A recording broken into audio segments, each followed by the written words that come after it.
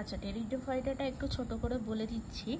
Mainly pteridophyta হচ্ছে fern গোষ্ঠীর কিছু প্রজাতি এর আন্ডারে পড়ে। এটা মেনলি স্থলজয়ী হয়, কিন্তু কিছু কিছু প্রজাতি যেমন ধর অ্যাজোলা, স্যালভিনিয়া, এগুলো সব জলেতেও হয়। তো জল স্থল দুটোতেই দেখতে পাওয়া যায়। মেনলি হচ্ছে এটা স্বভোজী হয় এবং এর যে দেহটা সেটা মূল কাণ্ড পাতায় বিভক্ত থাকছে। এর যে মূলটা হয় সেটা অস্থানিক প্রকৃতির হয় আর অনিয়তভাবে বৃদ্ধি পেতে থাকে।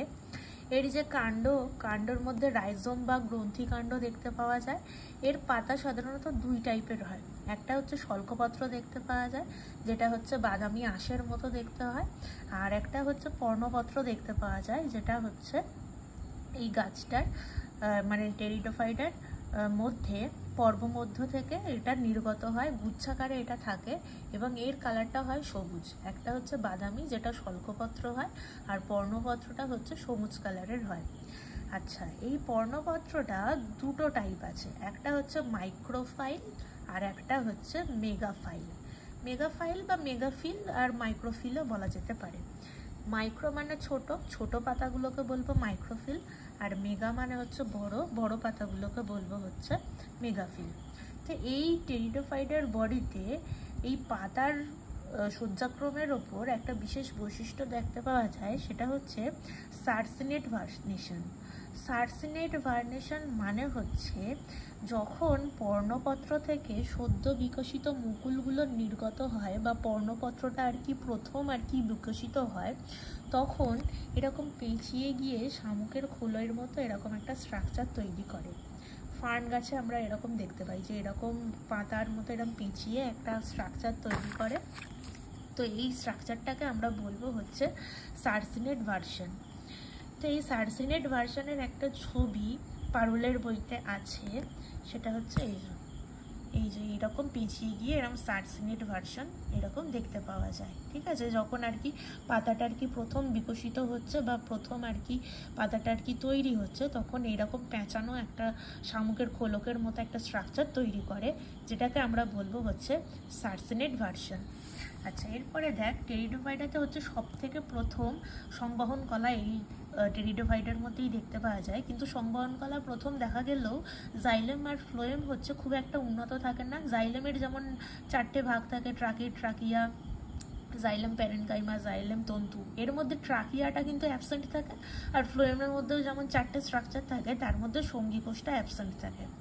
আচ্ছা, এখানে যে নালিকা বান্ডিলটা থাকে, সেই নালিকা বান্ডিলটা প্রোটোস্টিলি আর সাইফেনোস্টিলি, এই দুটো টাইপের নালিকা বান্ডিল এখানে দেখতে পাওয়া যায়।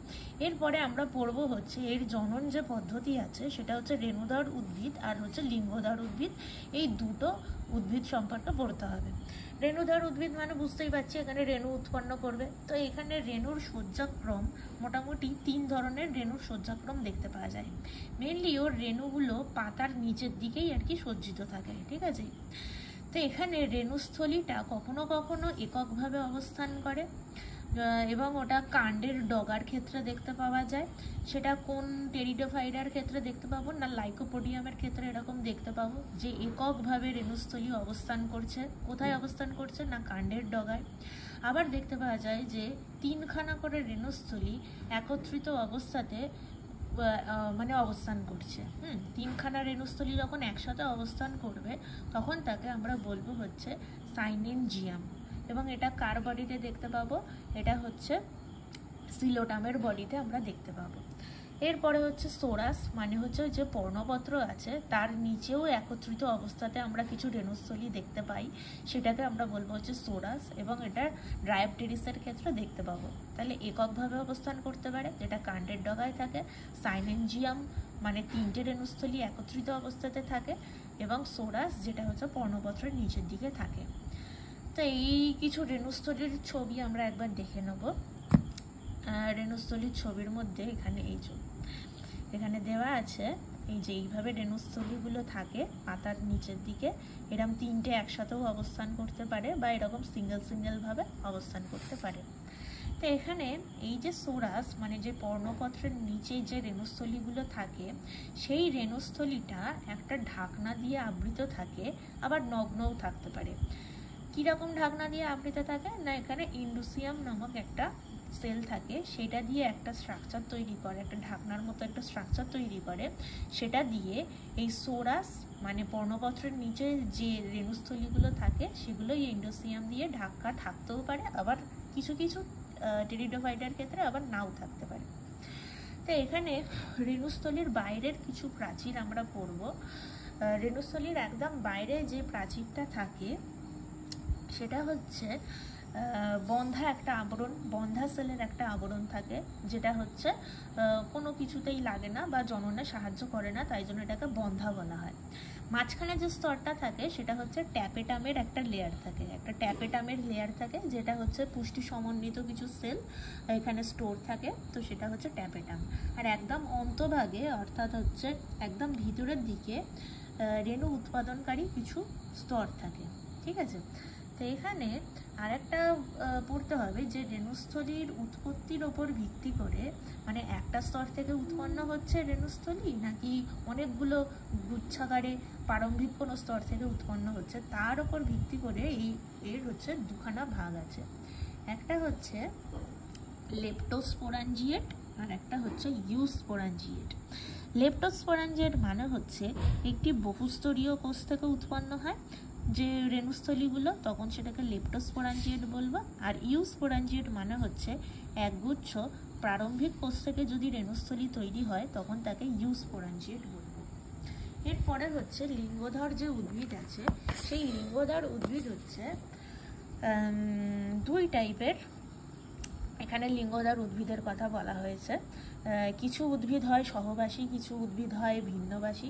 তো এখানে যে রেণুটা দেখতে পাওয়া যায় মেনলি, সেই রেণুটা হচ্ছে সমরেণু কিছু দেখতে পাওয়া যায়, মানে একই রকম একই স্ট্রাকচার একই রকম দেখতে হবে, সেটা হচ্ছে সমরেণু। অসমরেণু কিছু দেখতে পাওয়া যায়, মানে সেগুলো হচ্ছে স্ট্রাকচারগুলো একটু আলাদা হবে। তো এখানে যে সমরেণু দেখতে পাওয়া যায় তারা মেনলি হচ্ছে কোষ প্রাচীরের বা এই রেণুস্থলীর যে প্রাচীর আছে সেই রেণুস্থলীর প্রাচীরের যদি বাইরে থাকে তখন সেটাকে বলবো এক্সোস্পোরিক, মানে বাইরের দিকে থাকবে। আর এন্ডোস্পোরিক মানে হচ্ছে রেণুস্থলীর প্রাচীরের ভিতরের দিকে এগুলো অবস্থান করবে। আর এই উদ্ভিদগুলো মেনলি হচ্ছে সহবাসী দেখতে পাওয়া যায়, আর এগুলো ভিন্নবাসী মানে হচ্ছে স্ত্রী পুরুষ দুটো টাইপেরই এখানে লিঙ্গধর উদ্ভিদ দেখতে পাবো। এছাড়া এই অসমরেণু যে টেরিডোফাইটগুলো হয় তাদের ক্ষেত্রে রাইজয়েড দেখতে পাওয়া যায়, সেই রাইজয়েড হচ্ছে এককোষী প্রকৃতির হয়। এখানে প্রোথ্যালাসও দেখতে পাওয়া যায়। আর ফার্ন গাছের যে প্রোথ্যালাস হয় সেই প্রোথ্যালাসটা মেনলি হৃৎপিণ্ডের মতো আকৃতি সম্পন্ন হয়, ঠিক আছে। ফার্ন গাছের যে প্রোথ্যালাসটা হয় সেটা হচ্ছে হৃৎপিণ্ডের মতো আকৃতিযুক্ত হয়। প্রোথ্যালাস, থ্যালাস মানে কি? থ্যালাস মানে হচ্ছে বডিটা বা দেহটা মূল কাণ্ড পাতায় বিভক্ত থাকবে না, একটা এলোমেলো একটা স্ট্রাকচার থাকবে, ঠিক আছে। তো এই ফার্নের যে প্রোথ্যালাস সেটা হচ্ছে এই হৃৎপিণ্ডের মতো আকৃতিযুক্ত হয়।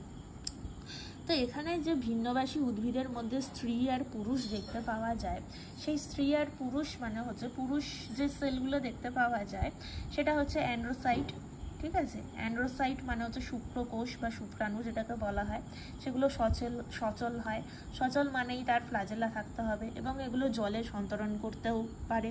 আর স্ত্রী যে সেলগুলো হয় সেগুলো হচ্ছে ফ্লাস্কের মতো নিচের দিকটা কিছুটা স্ট্রাকচার থাকে আর উপরের দিকটা একটু নেকের মতো স্ট্রাকচার থাকে। এই যে নেকের মতো অংশটা থাকে তাকে আমরা বলবো হচ্ছে গ্রীবা, আর নিচে যে স্ফীত ফ্লাস্কের মতো স্ট্রাকচার থাকে তাকে আমরা বলবো হচ্ছে ভেন্টার। তো গ্রীবা নালীতে প্রায় 5 থেকে 6টার মতো কোষ এখানে এরকম উপস্থিত থাকে, ঠিক আছে। 5 থেকে 6টা প্রায় গ্রীবানালী কোষ এখানে উপস্থিত থাকে। তারপরে ভেন্ট্রাল ক্যানাল কিছু কোষ থাকে, এখানে একটাই ভেন্ট্রাল ক্যানাল কোষ থাকে ঠিক তার নিচে, আর ঠিক তার নিচে একটা ডিম্বকোষ থাকে, সেটাও হচ্ছে সংখ্যায় একটা। তাহলে একদম নিচে থাকে ডিম্বকোষ, তারপরে হচ্ছে ভেন্ট্রাল ক্যানাল কোষ, সেটাও একটা থাকে, আর গ্রীবানালী কোষ বা নেক সেল যেটাকে বলা হয় সেটাই 5টা থেকে 6টা এই লেয়ারটাতে উপস্থিত থাকে। এখানে যে স্ত্রীধানীর কথা বলা হচ্ছিল সেই স্ত্রীধানীর একটা ছবি এখানে দেখিয়ে দিচ্ছি, যে বাইরের দিকে যে লেয়ারটা থাকে সেটা হচ্ছে এরকম বন্ধা একটা আবরণী থাকে, তার ভিতরে এরকম গ্রীবানালী কোষ থাকে প্রায় 5 থেকে 6টা এরকম গ্রীবানালী কোষ থাকে। তারপরে একটা হচ্ছে এখানে ভেন্ট্রাল ক্যানাল কোষ থাকে, আর তারপরে একটা হচ্ছে এখানে ডিম্বাণু কোষ থাকে। আচ্ছা, টেরিডোফাইটের যে জনন পদ্ধতি, সেই জনন পদ্ধতি এখানে ফার্নের ক্ষেত্রে দিয়েছে, যেটা ডায়োপটেরিস।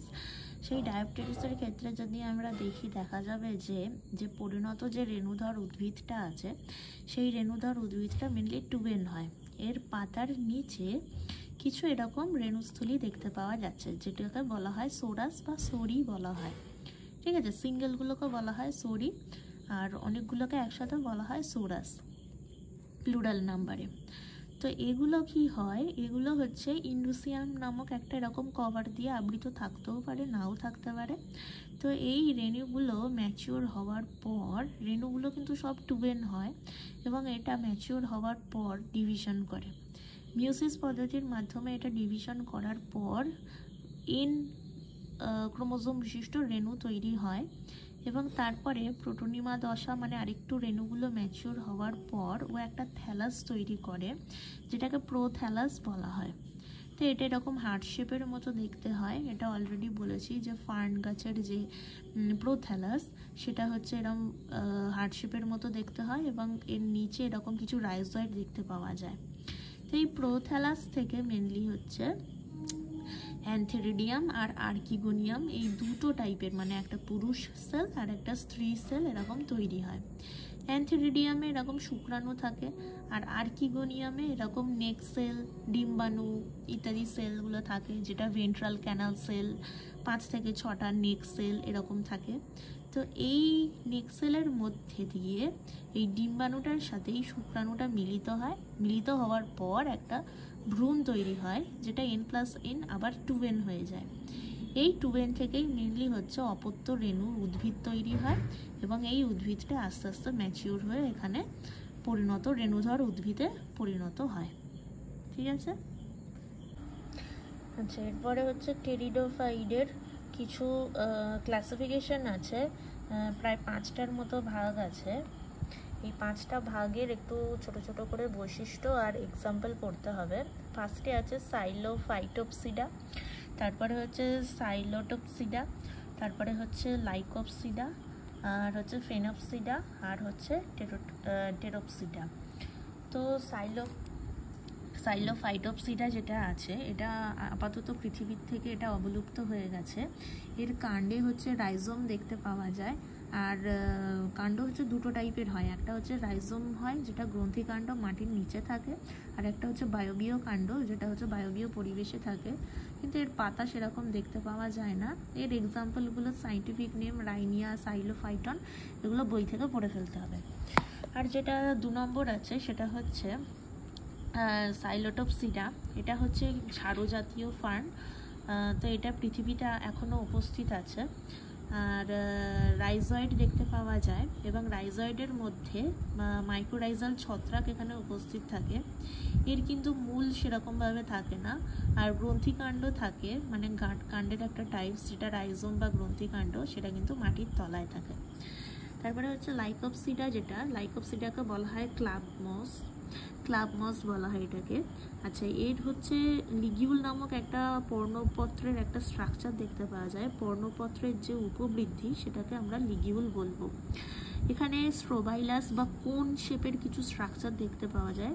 সেটা হচ্ছে এই যে রেণুপত্রগুলো, ওগুলো ঘন সন্নিবিষ্ট হয়ে এরকম কোণের মতো কিছু স্ট্রাকচার তৈরি করে, কাণ্ডের অগায় এগুলো তৈরি করে, সেটাকে বলা হয় হচ্ছে স্ট্রোবাইলাস বা কোন। আর স্পেনোপসিডার ক্ষেত্রে মেনলি স্পেনোপসিডাকে বলা হয় হচ্ছে হর্সটেল টাইপের টেরিডোফাইট। এটাতেও কোন বা স্ট্রোবাইলাস দেখতে পাওয়া যায়। এরও গ্রন্থিকাণ্ড দেখতে পাওয়া যায়, বায়বীয় কাণ্ড দেখতে পাওয়া যায়, এটা সবুজ বর্ণের হয়, আর গ্রন্থিকাণ্ড তো মাটির নিচে থাকে। এর এক্সাম্পলগুলো পড়ে ফেলতে হবে বই থেকে সাইন্টিফিক নেম সমেত। আর টেরোপসিডা যেটা হচ্ছে, সেটা হচ্ছে মেনলি ফার্ন জাতীয় যে উদ্ভিদগুলো হয় সেগুলোই। এর পাতা দুটো টাইপের হয়, শল্কপত্রের আর একটা নাম হচ্ছে র্যামেন্টা, যেটা বাদামি বর্ণের হয়। আর কিছু পক্ষল যৌগিকপত্র দেখতে পাওয়া যায়, যেটার ভালো নাম হচ্ছে ফন্ড। আর এর হচ্ছে সার্সিনেট ভার্সন দেখতে পাওয়া যায় কিছু কিছু যৌগিকপত্রের ক্ষেত্রে। সার্সিনেট ভার্সন মানে হচ্ছে এরকম পেঁচানো টাইপের একটু স্ট্রাকচার দেখতে পাওয়া যায়। আর এরও হচ্ছে পাতার নিচে এরকম সোরাস বা রেণুস্থলী উপস্থিত থাকে। আর এর এক্সাম্পলগুলো বই থেকে সাইন্টিফিক নেম সমেত রিড করতে হবে। তো তো এই অবধি হলো হচ্ছে টেরিডোফাইডা।